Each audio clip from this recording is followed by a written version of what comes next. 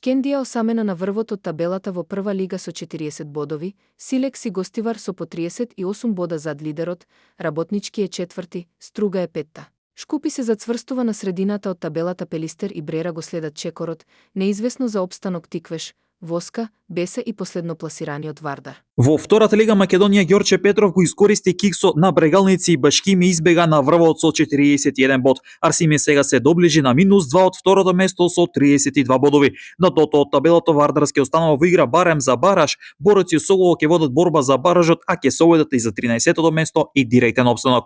Читателите на спортска мрежа преку анкета одлучија: Горан Тодорчев, тренер на Вардар, Неготино е тренер на 16-тото коло во втората лига. Климе го доби Кеги Моби со 4-3 во 11-тото коло од првата футсал лига. Со 5-1 загуби проектот Бутел. Јувентус Реала со 10-4 го декласираше проект, а пак Форца славеше против Осоголо со 5-2. Колото ќе се комплетира утре со мечот меѓу Црна Река и Железарец. Во втората футсал лига се одигра 12-тото коло. Реми на Кршијака и Овче поле од 3-3. Енхело загуби од Балкан со 3-9. ССК беше пресилна за Кратово со 8-5.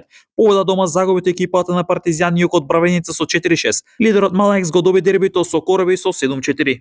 Ракометарите на Радовиш до прва радост ја совладаа Струга со 33-30, Еврофарм Пелистер ја доби Драмата со Охрид со 25-27, Куманово го совлада Пролет со 23-21. Бутел загуби од Тиквеш 21-33, Вардар пресилен за Прилеп со 36-25, а пак вечерва лидерот Алкалоид го декласираше Бисинов со 42-30. Гледавте една минута спортски вести на спортска мрежа.